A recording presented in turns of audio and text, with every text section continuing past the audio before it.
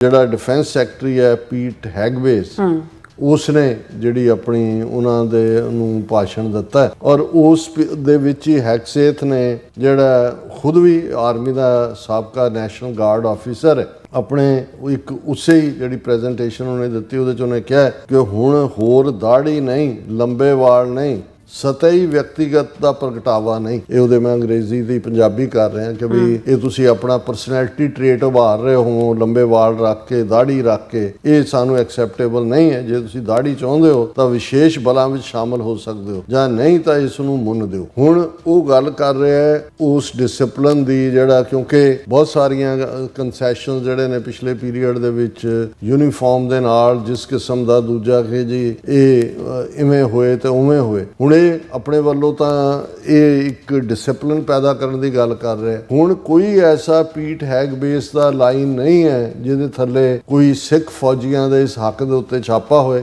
ਲੇਕਿਨ ਤੁਸੀਂ ਆਪਣੀ ਇਹ ਨਾਅਲ ਔਰ ਜਿਹੜੇ ਬਿਲਕੁਲ ਉੱਥੇ ਤਾਂ ਇਹਨਾਂ ਤੋਂ ਸਰਦਾ ਨਹੀਂ ਹੈ ਵੀ ਉੱਥੇ ਤਾਂ ਤੁਹਾਡੇ ਜੁਡੀਸ਼ਰੀ ਦੇ ਇਮਤਿਹਾਨ ਦੇਣ ਗਿਆ ਦੇ ਕੜੇ ਤੇ ਕਿਰਪਾਨਾਂ ਤੇ ਦੂਸਰੇ ਲੁਹਾਣ ਜਾ ਰਹੇ ਨੇ। ਪੰਜਾਬ ਦੇ ਵਿੱਚ ਭਈਏ ਤੁਹਾਨੂੰ ਕੁੱਟ ਕੇ ਤੁਹਾਡੀਆਂ ਦਸਤਾਰਾਂ ਦਾ ਅਪਮਾਨ ਕਰਦੇ ਨੇ, ਉੱਥੇ ਤੁਹਾਡਾ ਜ਼ੁਬਾਨ ਨਹੀਂ ਖੁੱਲਦੀ। ਔਰ ਹੁਣ ਸੁਖਬੀਰ ਬਾਦਲ ਨੇ US ਮਿਲਟਰੀ ਬੀਅਰਡ ਬੈਨ ਇਹਨਾਂ ਨੇ ਬਣਾਤਾ ਜੀ, ਦਾੜੀਆਂ ਦੇ ਪਾਬੰਦੀ। ਸੁਖਬੀਰ ਬਾਦਲ ਸੀਕਸ ਜੈ ਸ਼ੰਕਰ's ਇੰਟਰਵੈਂਸ਼ਨ। ਦੱਸੋ ਉਹ ਜੈ ਸ਼ੰਕਰ ਆਪ ਉਹ ਕ੍ਰੋਨਿਕ ਕਨਸਟੀਪੇਸ਼ਨ ਦਾ ਮਾਰਿਆ, ਝੰਬਿਆ, ਅਮਰੀਕਾ ਦਾ ਮੂੰਹ ਨਹੀਂ ਕਰਦੇ ਅਮਰੀਕਾ ਆ ਕੇ। ਹੁਣ ਐਸ ਜੈ ਸ਼ੰਕਰ ਇਹਨਾਂ ਨੂੰ ਅਮਰੀਕਨ ਫੌਜ ਦੇ ਵਿੱਚ ਕੇਸ ਦਾੜੀ ਪੱਗ ਦਾ ਹੱਕ ਲੈ ਕੇ ਦੇ, ਕਿਉਂਕਿ ਉੱਥੋਂ ਬੋਲਿਆ ਉਹ ਹਿੰਦੂ ਤੋਂ ਵੀ ਖੁਸ਼ ਹੁੰਦੇ ਨੇ ਕਿ ਜੀ ਦੇਖੋ ਅਮਰੀਕਾ ਪਹਿਲਾਂ ਤਾਂ ਉਹਨਾਂ ਦਾ ਮੀਡੀਆ ਚੁੱਕਦਾ, ਦੇਖੋ ਜੀ ਸਿੱਖ ਬੜੇ ਸਮਝਦੇ ਸੀ ਜੀ ਕਿ ਟਰੰਪ ਖਾਲਿਸਤਾਨ ਦਾ ਹਮਾਇਤੀ ਤੇ ਬਣਾ ਕੇ ਦੇਗਾ ਖਾਲਿਸਤਾਨ, ਉੱਥੇ ਤਾਂ ਇਹਦੇ ਤੇ ਪਾਬੰਦੀਆਂ ਲਾਤੀ। ਉਹਨਾਂ ਨੇ ਕਿਹਾ ਜੀ on behalf of all Sikhs world wide I have written to external affairs minister. ਇਹਦੇ ਲਈ ਇਹਨਾਂ ਲਈ ਇਹੀ ਹੈ